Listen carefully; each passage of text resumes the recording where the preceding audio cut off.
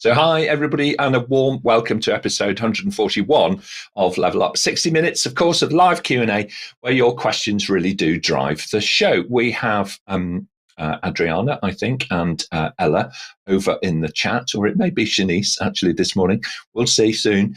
And please do introduce yourselves to them if you're watching online, and also let them know the city, please, from where you're joining. That would be really great. Just type those things into the chat. They're going to post some links so that you can vote up the questions that you would most like answered. And of course, importantly, so that you can add your own. If your question is selected, well, we're going to put it into the panel and your name will then appear in the credits at the end of the show. So do get yours in early and stay tuned so that you can see all of that happening. Today, we're going to be talking about questions around leadership and in particular, how to lead change in an organization. Now, this is much more, of course, than just simply being an individual contributor as part of a transformation project. So we need to kind of figure out what are the specific qualities of leading change, what do we expect, and how best can we prepare ourselves for that task. I'm delighted to be joined today by an expert panel who can really help us explore the topic. So let's jump straight in and meet them all.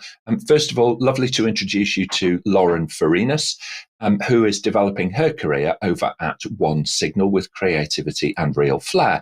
Gaining cross-industry experience, Lauren has taken up the challenge of studying and gaining her change management certifications. And I think it's fair to say that she is passionate about people, and this passion has led her to co-found the Change Management Collective.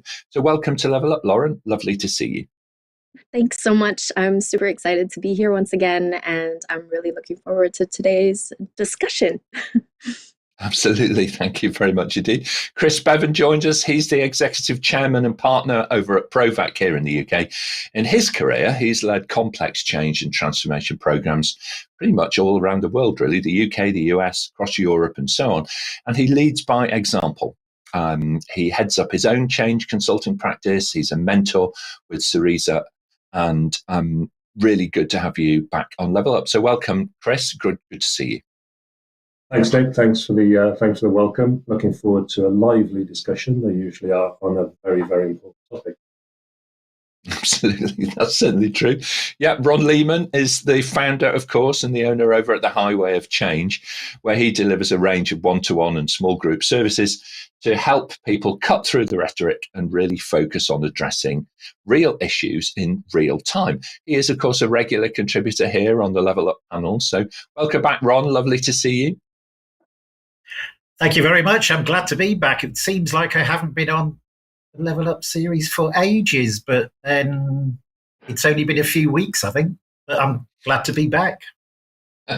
Okay. Oh, it's lovely to welcome you back as well, Ron. Mart Rovers is, of course, the president over at INTERPROM and who deliver positive outcomes through their consultancy, coaching and education programs with clients across the US and Europe. INTERPROM, I think it's fair to say, bring passion and engagement to every project. Welcome back to Level Up, Mark. Great to see you. Thank you very much, Nick. Thank you very much, APMG, and thank you everybody for joining. I'm delighted to be among such a distinguished panel, and I'm looking forward to answering all the questions coming up. Thank you. All right, excellent. And I can already see quite a few folks joining us online. Sophie and Mary, welcome both to both of you from the team here.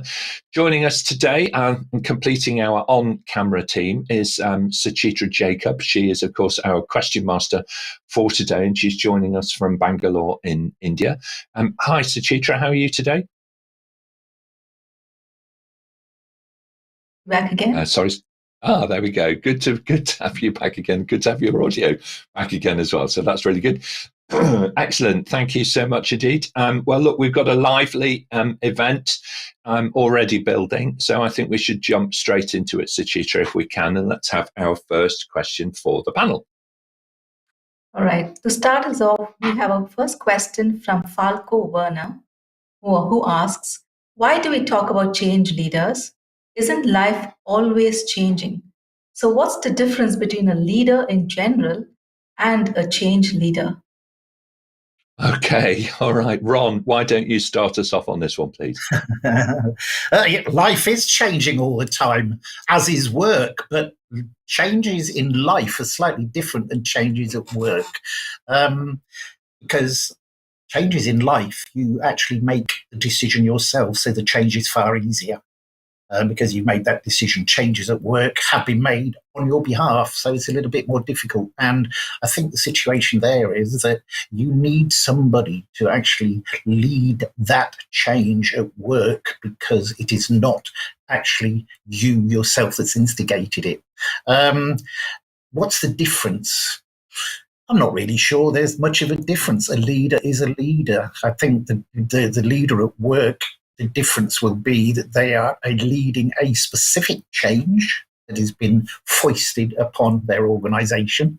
And I think, that probably the main difference. Thank you very much. I think you make a really good point there about changes which we bring about through our own volition, and those changes which are generally being imposed kind of upon us, or at least initiated by others rather than ourselves. Very good. Thank you so much. Chris, your thoughts, please, and then we'll hear from Lauren. Yeah, great question, Falco. I'd say that organizations are complex, systemic things, and change in organizations have knock-on effects right across that organization.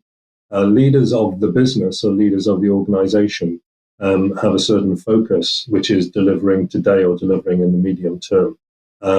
And change has to take place while delivering business as usual. These are two things that have to happen simultaneously. And if you like, change then the organization transitions into the change. But we've also got to be very clear about what we mean by change.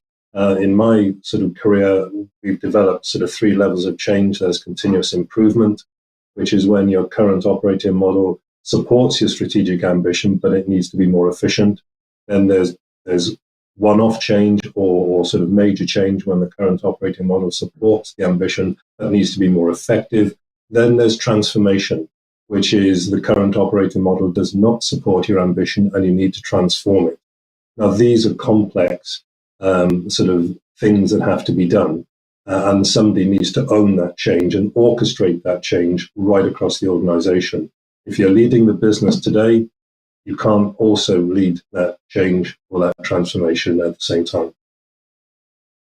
That's such an important thing, isn't it? We see organizations who take the approach of tapering from the current state into the future state with small incremental kind of changes. And we see other ones taking what could be described as bigger steps, more transformational leaps, if you like, at certain moments during a transformation program. So we might come back to, which works well in what circumstance a little later. Lauren, your thoughts on change leaders? Yeah, so in this regard, I don't believe that leaders and change leaders are interchangeable, let me put it that way. Just because leaders aren't necessarily always attuned with change initiatives. And because of that, we have probably all experienced changes in professional settings without a change leader in place. And too often enough, not only are these changes often rolled out like too soon or are under-communicated or even badly executed, to be completely transparent, but also result in negative repercussions and high employee fluctuations. At least that was my experience so far when this has taken place. And a change leader in that sense is equipped with the tools and methodologies which have qualified them. And because of this, they are able to successfully execute these change initiatives. So I believe with the proper guidance and help and the reasons as to why is this happening, why is this necessary, I think this is why change leaders should be in place in many companies for these change initiatives to take place.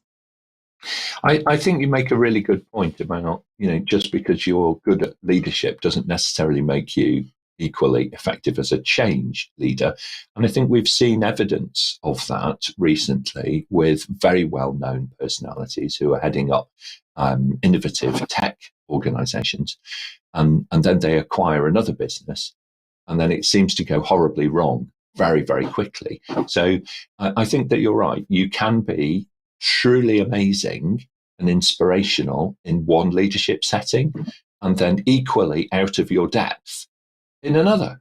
And that is the fascinating element, I think, of organizational change. It's not a mechanical cog-based machine where you turn a handle at one end and something transformational pops out at the other. There seems to be something that happens in the middle to unnerve and almost disrupt that process. Mart, you've done a lot of coaching of leaders around the world. What are your thoughts on this? Right. Well, indeed. While you might expect that any leader has some of these skills or has a lot of background in leading organizations through change, it's not an automatic assumption, obviously. And so important then that these leaders reach out to the experts and have them, have the experts join to help the organization leading through a change.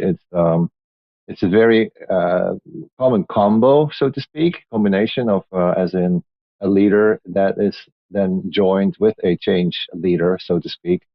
And you just hope that eventually, any leader has more of these skills. But it's not always a given. And while you may expect that, don't assume. Okay, you shouldn't assume. Absolutely right. Don't assume. And the other thing that I would suggest on that is reach out to those people who are in the C-suite, who are identified as leaders rather by the organization, and just quietly kind of help them, almost lift their elbow just a little bit, and engage proactively in that, because it's very, very important. Very good. Excellent answers. And what a brilliant set of questions. Very well done, Falco, for sneaking in 3 questions in one there to the panel, getting your money's worth right off the bat. I would expect nothing less, my friend. Really good indeed. So let's have a quick look over on social and see who we've got joining us from around the world. Sarabudin, thank you so much. Apologies, I'm trying to get my brain in gear today. Thank you so much for joining from Indonesia. Be great to know the city that you're in as well. Thank you so much. Lovely to see Indonesia being represented today. And Namdi as well, from Abuja in Nigeria. We've got quite a strong following now, actually, in Nigeria. So really good to have you online, my friend. Thank you for joining us. And over to Wolverhampton, the wonderful city of Wolverhampton, with a lady, who is joining us from there as well, which is really great to see. I think we can take 1 or 2 more if we have time before we jump to the next question. Sophie is relatively close, actually, to Wolverhampton, also in the Midlands. She is joining us from the wonderful city of Nottingham in the UK. And we also have Mary joining us from not too far from where I am, actually, in the Thames Valley, from Reading. Okay. Excellent. Let's move on then, if we can. I can see the questions are beginning to stack up. So if you do have a question and you're online, just type it into the chat and Adriana or Ella will pick it up and bring it into the panel.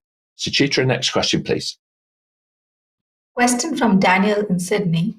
Should you communicate change led by senior managers as a result of a strategy change differently to an organizational change in response to an external event? All right. So it's this kind of internal planned. We're tweaking and tuning our strategy, so therefore we can see it coming to a certain extent, versus something which is happening externally to an organization where the market is changing or the regulatory environment is evolving, or there's something externally being driven. Just in the news this week, we've seen financial services organizations needing to respond to external market pressures. And that's bringing in tremendous pace of change. So perhaps I think one of the things to consider is that pace may vary tremendously, in order to be able to meet the requirements of external stakeholders. You may be needing to work at a different level of pace, if you like, if those events are being driven externally rather than internally. Chris, what are your thoughts on this?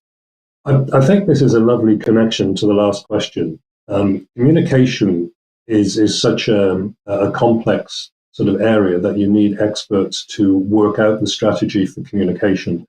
And the communication will change not necessarily by the type of change, but by who you're trying to communicate to and what the message is that you're trying to communicate.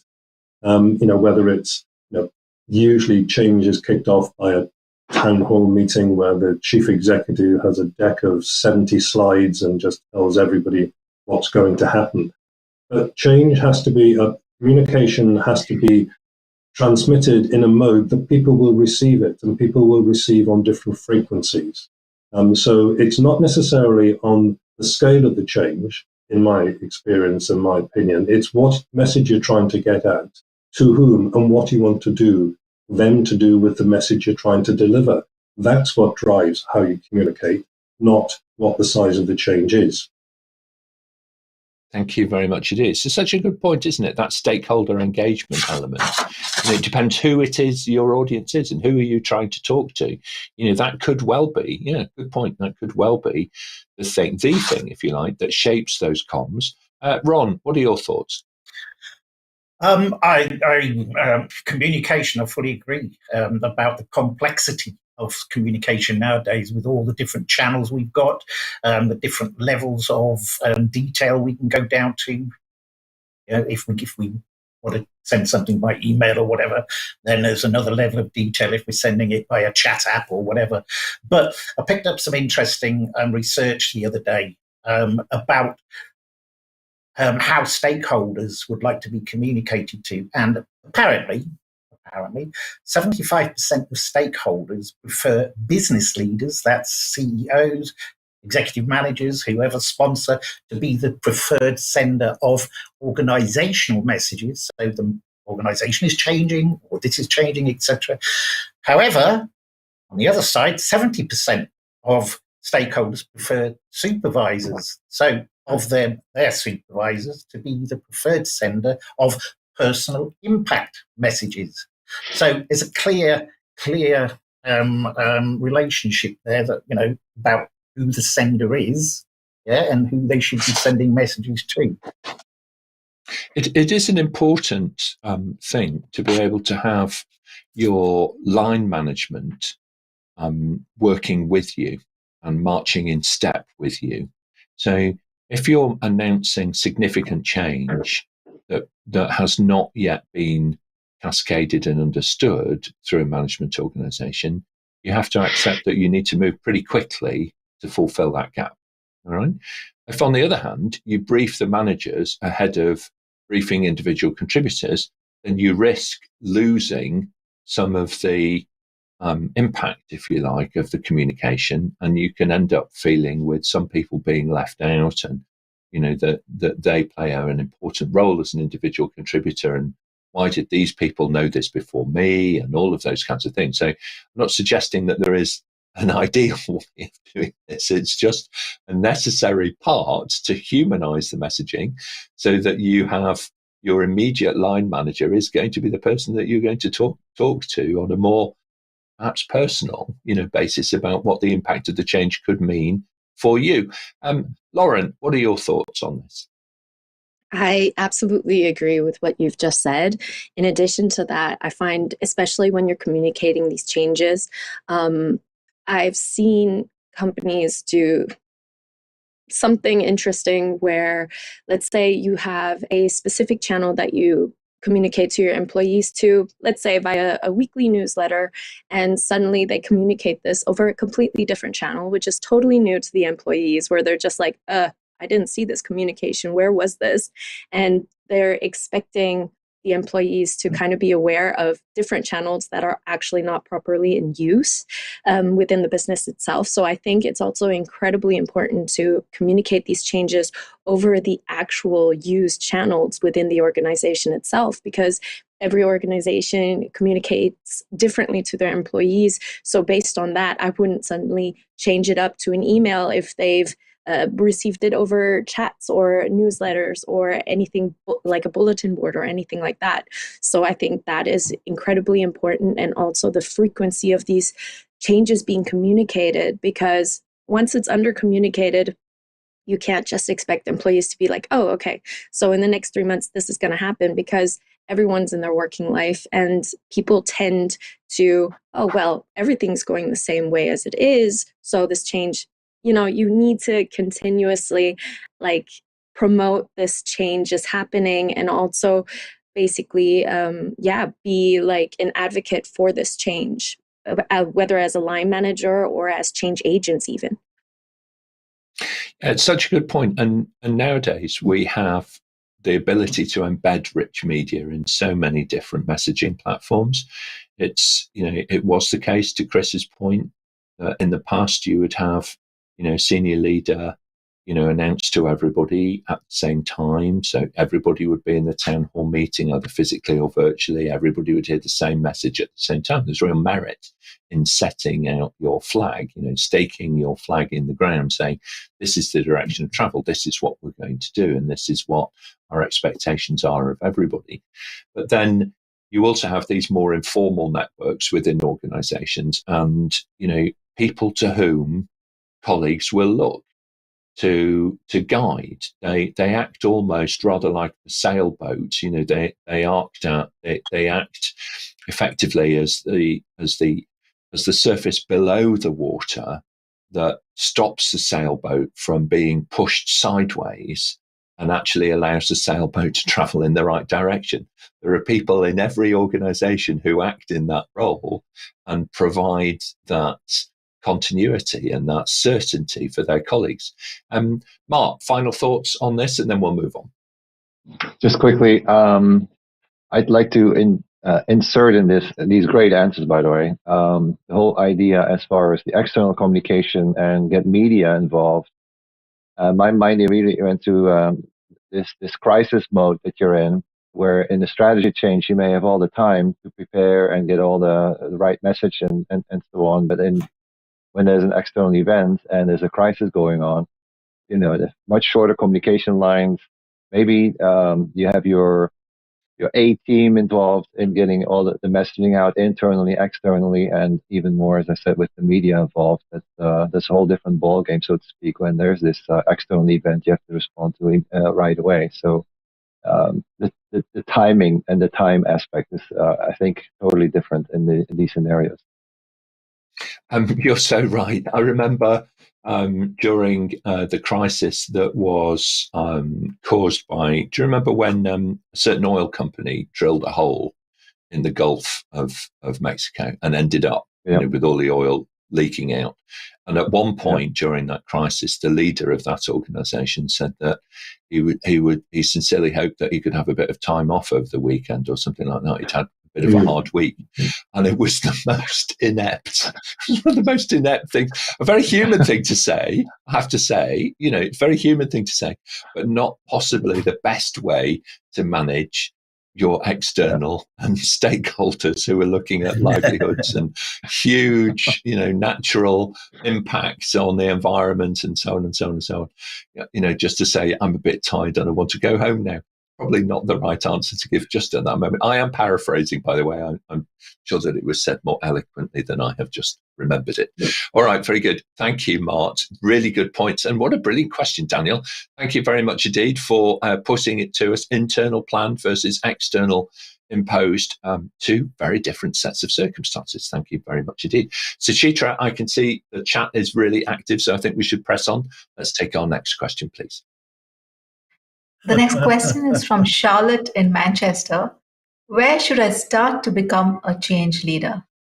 Okay, Ron, where should we begin to start thinking about how do we, from where you are now, if you like. Yeah, from where we are now. Yeah. From where exactly you are now, because I guarantee you that you are involved in change now. Might not be formal change. Yeah, you might not be involved as a leader, but you are involved in change.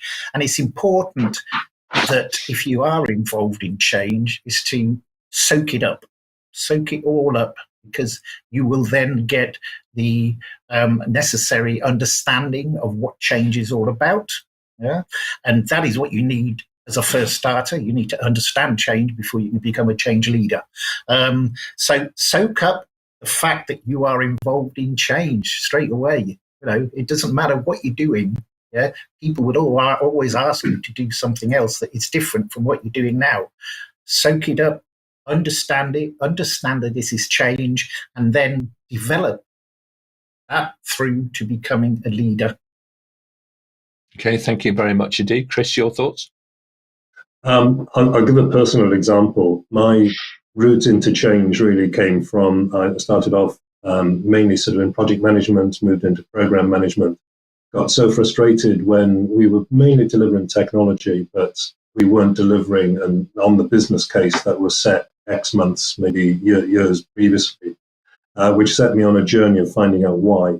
And it was generally that lots of organizations didn't understand change. They didn't understand that there was a cultural element to it, there was a people element to it, there was an organizational structure element to it, and how complex getting change. It wasn't about implementing the system, it was about transitioning to a new context, to a new environment. And so that's been nearly a 30-year journey for me, and I'm still learning. So where should you start? As Ron said, start from where you are. But start from trying to understand if change isn't happening.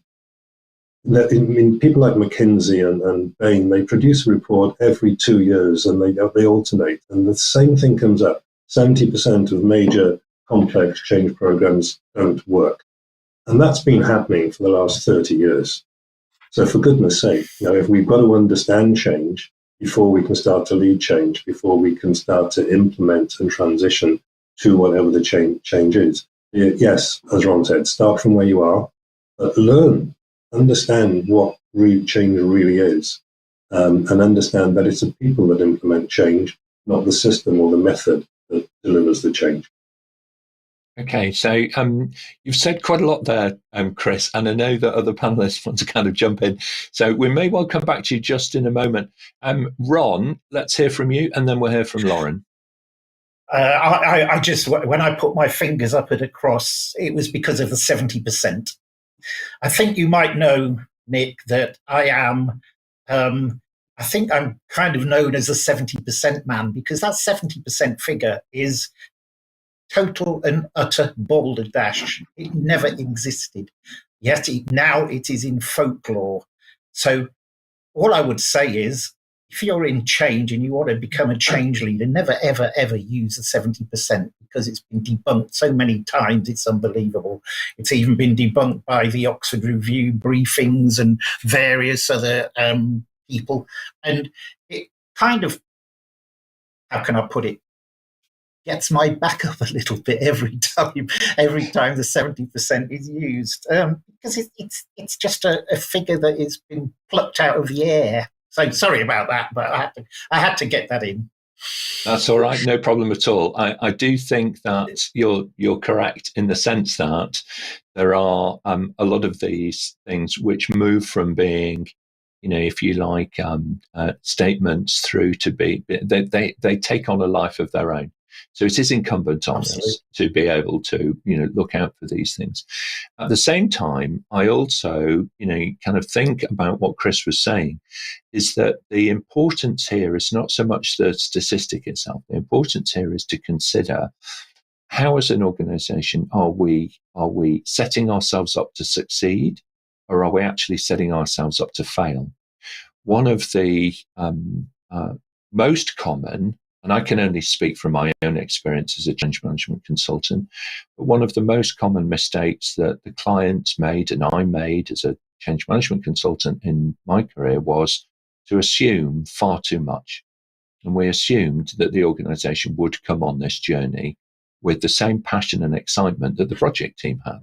And of course, it's just generally, it's quite often not the case. So you really need to put that, how can I put it, the optimism bias, if you like, to one side. And Chris was really saying that, in my opinion. He was kind of saying, put your optimism bias to one side and take this seriously. Because unless you take it seriously, you may not staff up, enable, set yourselves up to succeed, if that makes sense. Okay. Lauren, your thoughts on this, please. Yeah, also in regards to how to get involved into this area, basically also start with projects internally. Like there are 100% change initiatives going on, and get yourself involved. Speak with the people that are in charge of this, and definitely have firsthand experience on what they're doing, and learn about what they're doing and how they're doing it. But baby steps. I mean, you just need to get out of your comfort zone. Yeah. Thank you very much indeed. Get out of that comfort zone. That's certainly a whole kind of part of this process, isn't it? In terms of starting to become a change leader as well, there are some other elements. I genuinely would recommend that you look at some formal education, whether it be through mentoring and coaching from somebody that you can relate to and is a good experienced change leader themselves, or alternatively through taking some structured education and training and certification. And the reason why I say that is you need to be confident in the language that you are using. And that language needs to change in the situation and the audience that you are working with. So it will give you great inner strength and fortitude to be able to lead change when you have that knowledge underpinning the thought processes and the techniques and the methods and the tools that you are using. So I would say it's hard to acquire that early career at an accelerated rate, unless you go down that route of finding a mentor, find a coach, find some education and training, and do take those certifications, because it can really accelerate your career towards becoming a change leader in the future. So very good. Thank you very much indeed, Charlotte, for raising the question with us. Let's move on and let's have a look actually at what's been happening over on social media. We've got Rajesh joining us from Dubai. Good to have you online today, my friend. And also Jabulili joining from South Africa in Johannesburg. Wonderful city, Johannesburg. One of my favourite places in South Africa to visit. So thank you for joining. And Subhasis as well, joining us from India is really great. We've got some comments, I think, over in the chat as well online.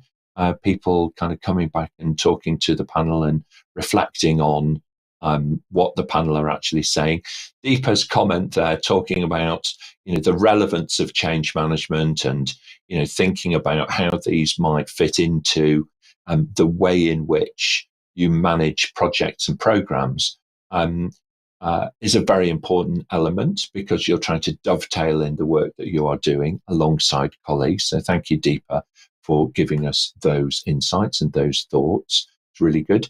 And Robert's comments, of course, about considering that organizational change comes in different flavors, from those things which are kind of naturally planned, if you like, or under development, and the things which can really come at you from the left field.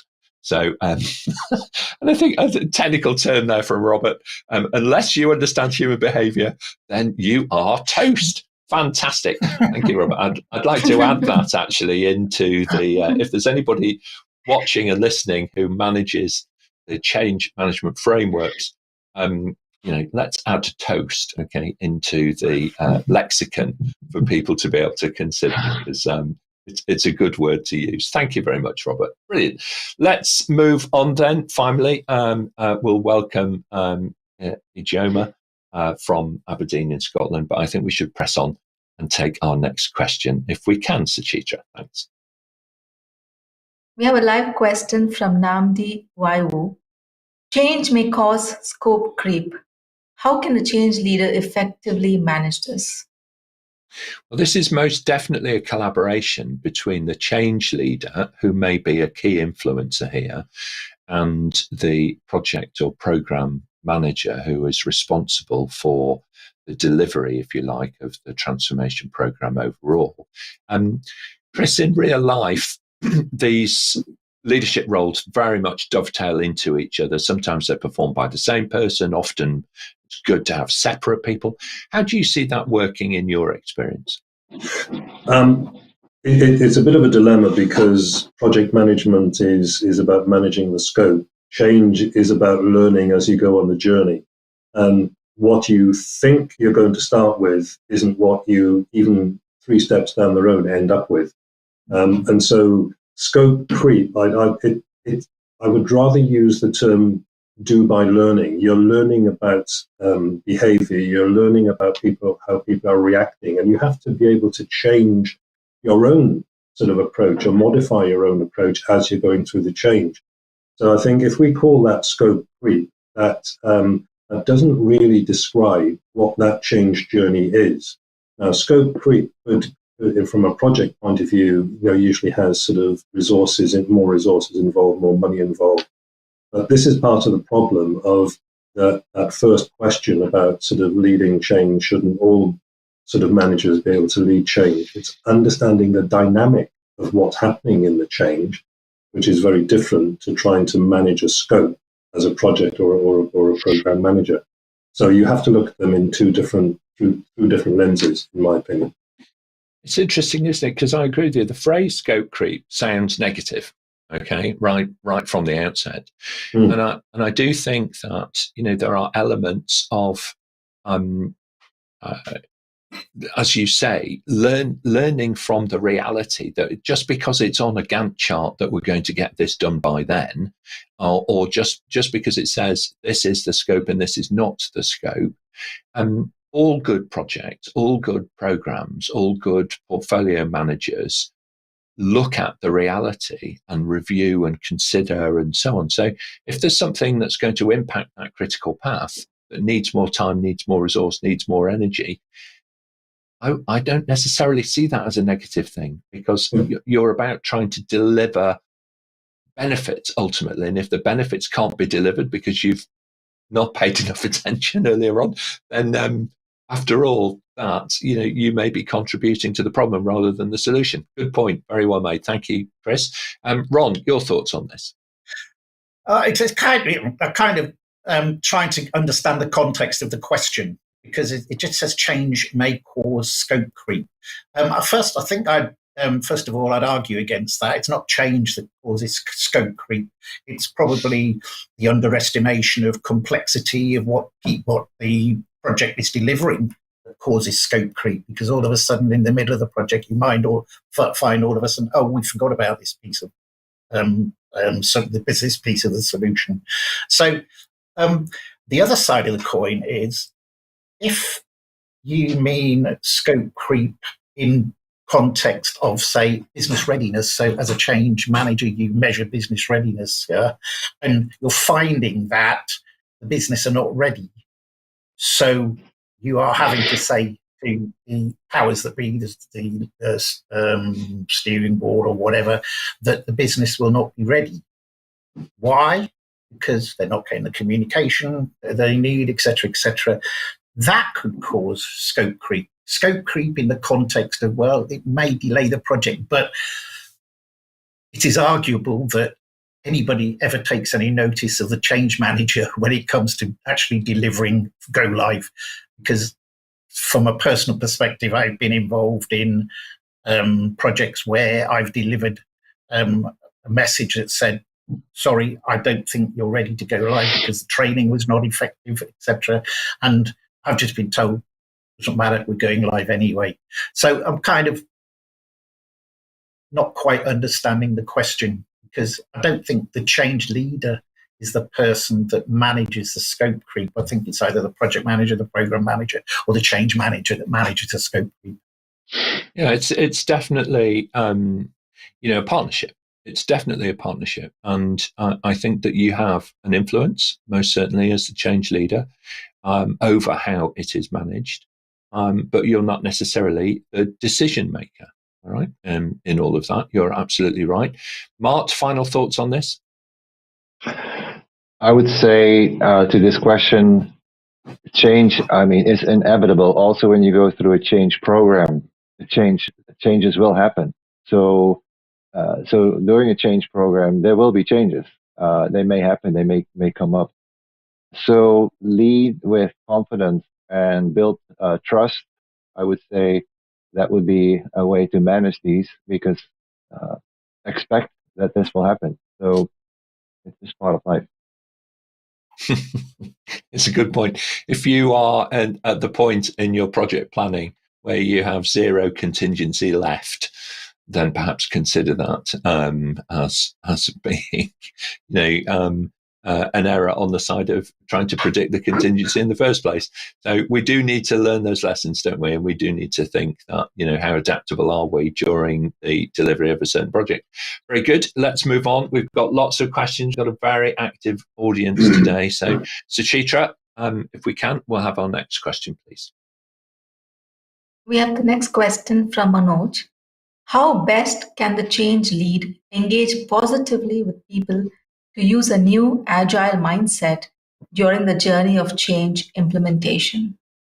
It's a really good question, this, Manoj. So thank you very much for asking it. Certainly, agility, when it comes to the way in which we approach problems, is quite an important part of accepting change and really bringing it into our own lives and our own behaviours. Chris, let's start off with you. I love this question. Thank you very much, Manoj. To me, agile is about a behavior change. You can't implement agile as a methodology. You have to think about the behaviors that you need to display if you're going to work with agility as opposed to agile as a methodology.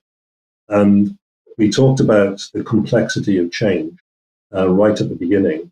And if you're trying to be an agile organization rather than develop something in using the agile sort of methodology, you can't do that unless you have different behaviors, and you can't get to different behaviors unless you have different thinking. And in my experience, an organization has to provide the context in which agility will work.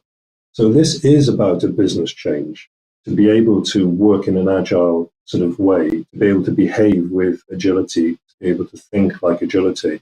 So this is where we were saying right at the beginning about the complexity of change. Leading that change, working with agile approaches, needs to have that behavioral change, and the change leader must understand that and be able to orchestrate that change of thinking and the change of behavior to get to people working in a different way. Okay, all right. Thanks very much indeed, Chris. Just one thought for you, Manoj, before we hear from Lauren, is to consider there's a line from the Lean method, or a Lean approach here, which is to go and ask questions, but to ask with respect. So thinking about how do you engage people and help them to adopt a more agile mindset is, I would suggest, place the emphasis on asking really great questions, because questions actually are often the way to unlock intransigence in people. By asking questions, you can get people to think a little differently, and that might be just the catalyst that you need. Lauren, your thoughts on this, please. Yes, also by engaging them into positive conversation. It's also like celebrating those mini milestones while going through this change initiative, because also by celebrating these changes and showing how it's actually going well and everything like that during this journey, you're also presenting how successful it's already been, what kind of positive impacts it has had already on the employees as well as management. And you can therefore, get positive behavior also from those employees who are experiencing this journey. Excellent point. Thank you very much indeed. Really, really good. Thank you very much indeed, panel. Suchitra, let's move on. We'll take our next question, please. We have another live question from Nazia. Why is change leadership not welcomed in the conventional work environment? Is it hard for upper management to adopt the change leadership style? Chris, why is it so tricky? Again, I'm going from my experience. Lots of people, senior people in organizations, have been brought up in what I regard as the template of running big organizations. And that's sort of thinking vertically. It's thinking about running an operation, and the playbook was written 250 plus years ago. When we're talking about change, whether it's any level of the three that I mentioned earlier on, that's horizontal thinking. And that's really sort of understanding how the organization is interconnected and systemic. And so that's why I think it's hard. But that doesn't mean that it's impossible to do. And a lot of senior people have a lot of personal risk when it comes to investing within change and transformation. And a lot of these people haven't had experience of doing it themselves. And so I think it's hard because in the conventional work environment run by people who have been doing it for a long time, the risk is there for them personally, the risk is there to the brand, and one has to engage, one has to really sort of lead from the front, but understand that this is a personal journey that these senior people are going through as well, and they need to be supported in that. Yeah, very good point indeed. Thank you very much indeed, Lauren, and then Ron. Yeah, I think I just want to add that basically because in the conventional work environment it wasn't present, I mean, people are scared of that change as well, because you're telling people like, you would benefit from having a change leader in your organization, but also some people just don't want to give that authority to anyone else because, I mean, they are already in leadership. Things have been going well. We've all heard this before. Oh, why change something if it's already going well? Whereas, these aren't really communicated accordingly, or management doesn't like to budge on that. I have my fair share of experience in that area, so I think it's also just a fear of the unknown, because it is quite a new structure, and while in America you have many organizations who have adopted to this, it's still very underrepresented in EMEA, I believe. Thank you very much indeed. Thank you. And some good observations, everybody. We've got time to squeeze in one last question. If we really, really hurry up, Suchitra, let's take our final question for the panel, please. Our last question is from Mohammed Hussein.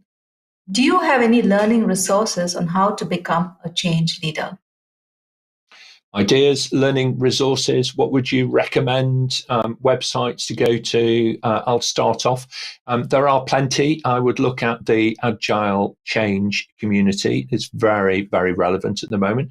We also have the work that Lauren is doing, looking at building communities. Communities are fantastic places to work with in the change environment. Okay, so I would start there. Find yourself a mentor, find yourself a community. There are plenty online. And a great starting point for everybody on this event today is to connect with the panel, whose LinkedIn connections are actually listed on the event page on apmginternational.com. Anybody else, panel resources that you would like to recommend super quickly for Mohammed? Chris? There's a book which is recently been published by a good friend of mine called Adrian Pine, which is called Agile Beyond IT. Don't be put off by the title Agile. The content of the book, it's an easy read, and it talks about leading change as opposed to Agile is the vehicle for that change, but I would recommend that to our readers. Oh, that's the one. That's the one. Okay. And I have to say, actually, Adrian was on an episode a few weeks ago and very kindly sent me a copy of it. So it is, I can absolutely attest to that, Chris. It's a really well written book, very accessible for people, and a great start for you. Anybody else, panel, kind of recommend learning resources before we wrap up today's show? Lauren? Here, APMG. You can do it here.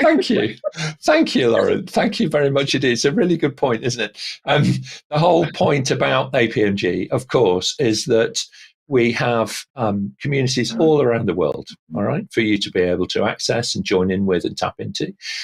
We have more than 200 panelists now through the Level Up programs that run Mondays and Fridays. And we have an extensive portfolio of certifications and accredited training companies who can really help you structure your learning, and accelerate your career and really level up your career, and hence the name of the show. So very good point. Thank you, Lauren, for recommending us. That's very kind of you. We do appreciate it. All right, excellent. Thank you very much indeed, everybody. We're going to move to closing remarks next. So, Chris, if I may, your thoughts on today's event? Great questions. I think that it has been really enjoyable sort of reading the questions and answering them. What I would say is that change is not sort of binary. It's not one thing. Change for an organization is complex. And as we said right at the beginning, the key for me is understand the change, understand the level of change, understand the elements of that change, the people, the behaviors, the culture, as well as the structures. And if one takes that broad view, you're starting off in the right direction. Who knows where that might help you end up. Thank you very much indeed. Ron, final thoughts, and then we'll hear from Mart.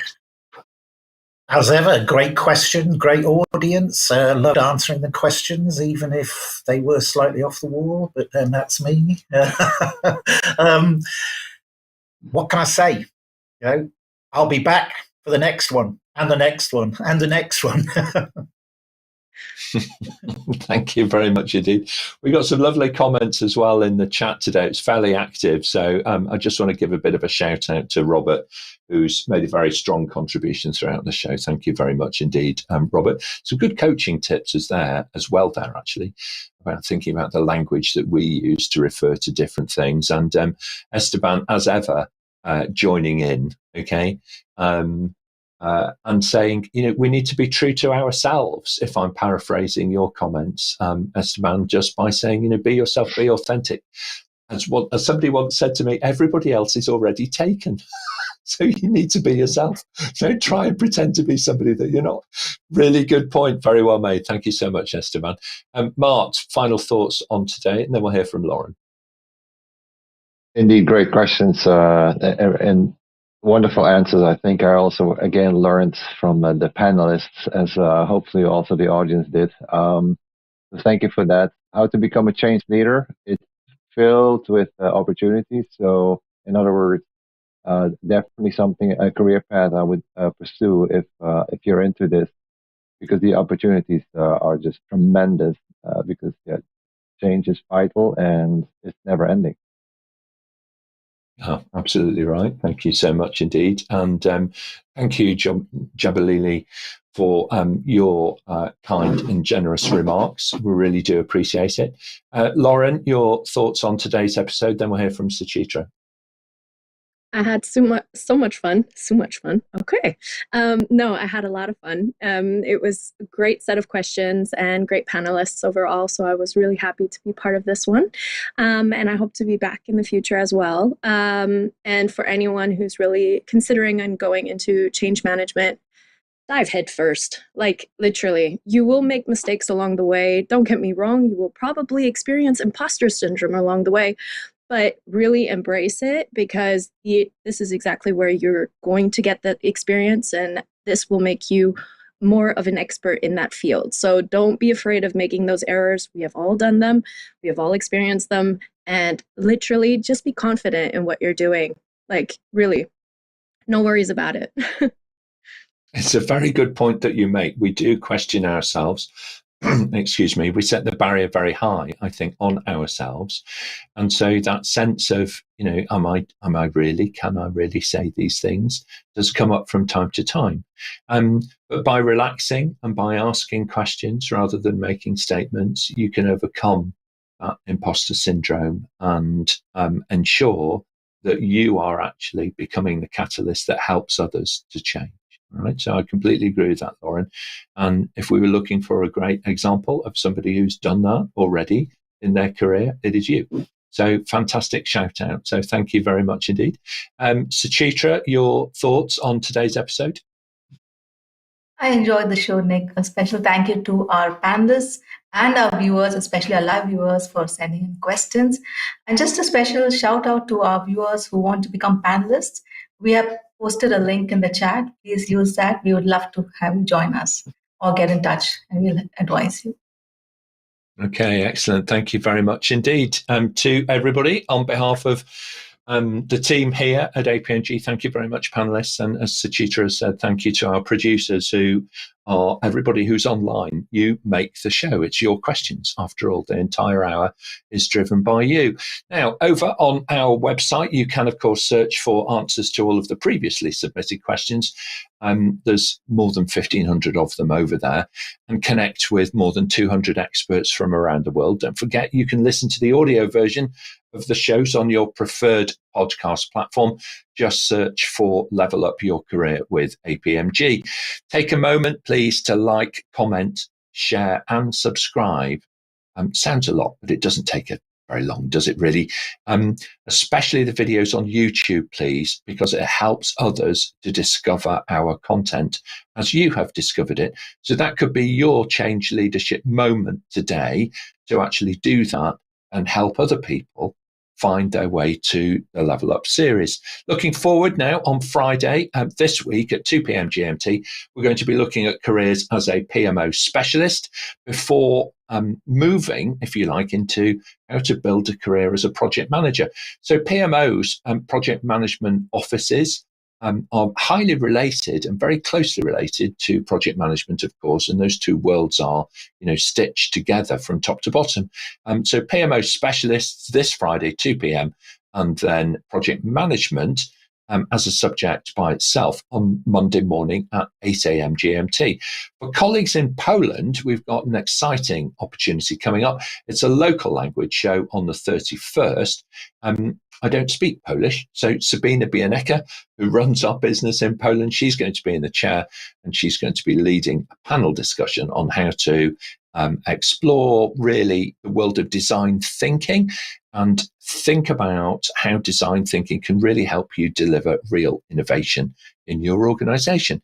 Subscribe to the show, and we will send you a personal summary of what's coming up and how you too can join us here on the panel and level up your career with APMG.